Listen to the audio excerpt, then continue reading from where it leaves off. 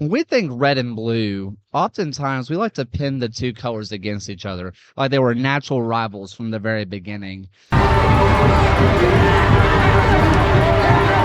Some of us get very political and we think about Democrat versus Republican.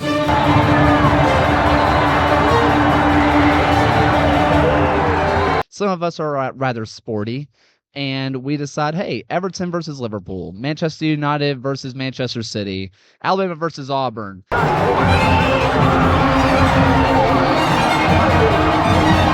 You have a lot of reds and blues. Heck, there's even a famous video series on old YouTube. May Rooster Teeth rest in peace, red versus blue.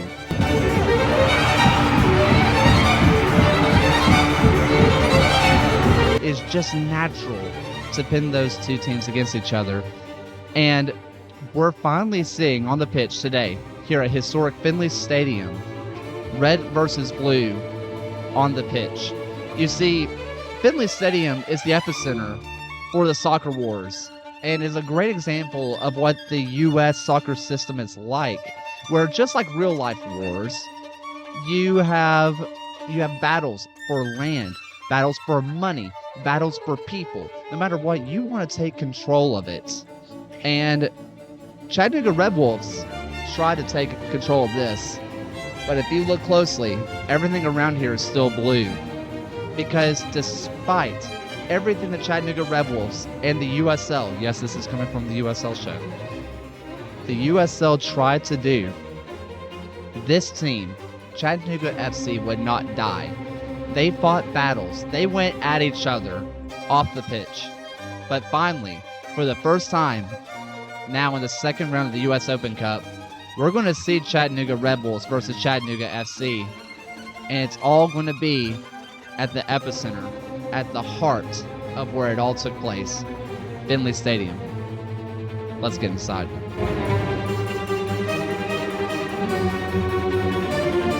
So I told you that I was going to meet you inside Finley Stadium, but the audio inside the stadium sounded like this. As I am now on the pitch at Finley Stadium. So that wasn't going to happen. So you don't get to see me wearing a ball boy vest anymore. You're welcome. So instead, I'm here at Naked River Brewing, where they have a moon pie stout. It's very good. Did you know that moon pies were made in Chattanooga? I didn't know that. So instead, I'm still across the street from Finley Stadium, but it's the next day. And here, let me tell you about what led to this moment, what led to the match that you're about to see, what led to the multiple brawls during and after the match. It all is the soccer wars. If you're someone who's been following the USL Show or have been following lower league soccer, you know all about the soccer wars. But like I mentioned in the opening, it is all about getting land, getting money, and getting people. Just like every war, really. Not to get political on you. So what happened is Chattanooga FC were getting really popular. They were getting tens of thousands of people to show up for their NPSL semi-final and then final run. They had the U.S. women's national team come through. Now, if you want to know the full deep dive, I highly recommend the Section 109 podcast. They did a great job. It's like almost 3 hours worth of content that I listened to every second of it. It's amazing. What they weren't willing to do, the arrogance of USL, at least from my perspective, is that they looked in and went, well, screw you guys. You're not going to come in. We will take your market. The thing they said out loud. I'm going to give you the Cliff Notes. Basically, the USL wanted Chattanooga FC. Chattanooga FC wanted to go pro, but they had to find the right fit. At the time, the USL was not the right fit. Teams were dying left and right. Chattanooga FC did not want to die. So, they decided to not go with the USL. And the USL didn't like that. They saw tens of thousands of people showing up and said, well, if we drop a professional team in Chattanooga, people at Chattanooga will show up. And so, full on, they stole people from Chattanooga FC. They took key members of their front office, ripped them over, and took them to the Red Wolves. And it all turned into this big thing where Finley Stadium, the host of last night's match, and for you, you're about to see it. Chattanooga Red Wolves tried to kick Chattanooga FC out of the stadium, and they were about to do it until the city of Chattanooga realized that the Red Wolves were only going to temporarily use them, and Historic Finley was just going to be left empty without anybody playing there. There was so much that happened here, and the USL said, hey, we're going to put a team in your market, join or die. That's essentially what they said. And that's a hard place to be in. Us at the USL, we love to villainize the MLS and say, how dare they put a team in San Diego? Did you not see what was going on with the Loyal? How dare you put a team a couple of hours away from Hartford? Because that could kill the Hartford Athletic. There's a lot of times we do this. How dare you? And the USL did the same thing, which is why you saw the reaction that you're going to see right now. I will meet you back here in a little bit.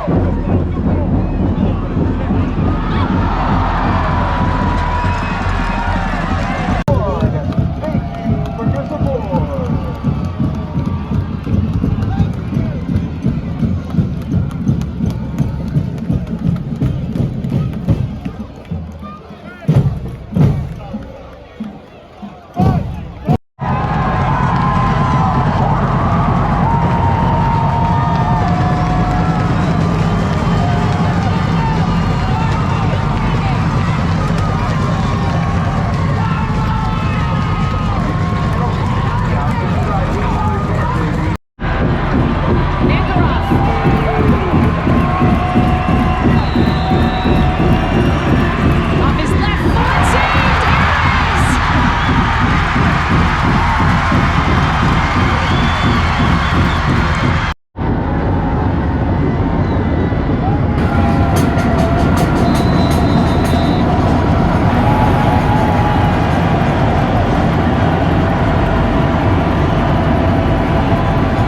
Bentley hesitates, shoots, yes! Now the pressure's on. Sub for Chattanooga FC. Already down with his PK shootout. Screen, scores!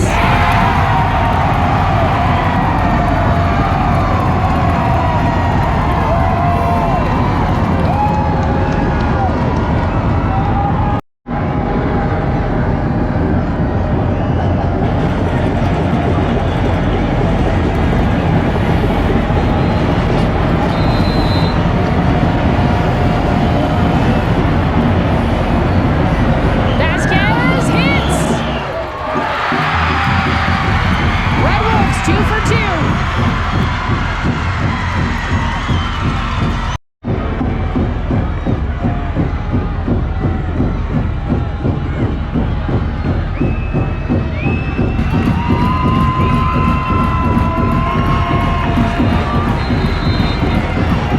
Nagasta buries it! A former international, and he knew exactly what he wanted to do, where he wanted to go with it.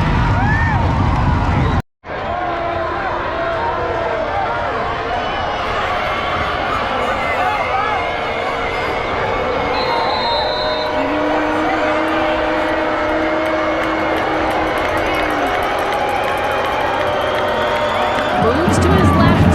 Philippe stutters. Shoots. And he's got it.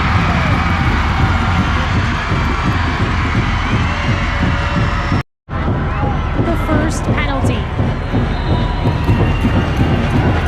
Sarsar steps up. And he hits.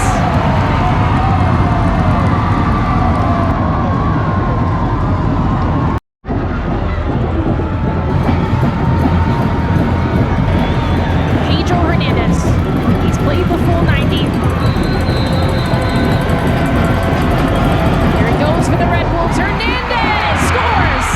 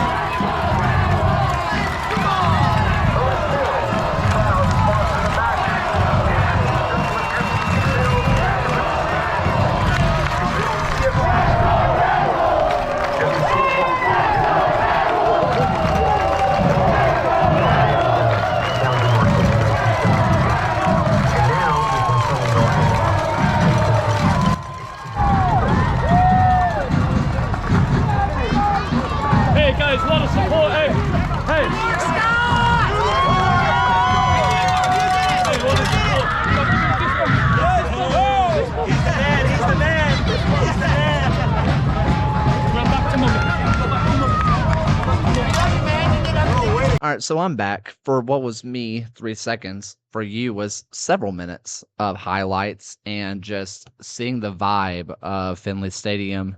And it was everything you ever wanted, man. There were set piece goals that were awesome. There were celebrations in the stands. I mean, when Chattanooga FC scored and they equalized, there wasn't as much celebration as I thought, but it was like this moment of relief. It was this moment of thank God. And that was honestly more powerful than the celebration itself. You had multiple goal line scrambles. How did we not score? The Red Wolves almost get the game winner right before extra time. They stood on their head, Chattanooga FC did, and it didn't work out in the end because on penalties, and boy, did we get drama. The Red Wolves think that they save the goal, and it turns out the goalkeeper left his line early. After that, you go through and he scores. They live on. Chattanooga FC have life. And the Red Wolves don't care. They get the game winner. You get the Red Wolves players going up the Chattanooga and celebrating in front of them, holding up the Red Wolves logo in front of them.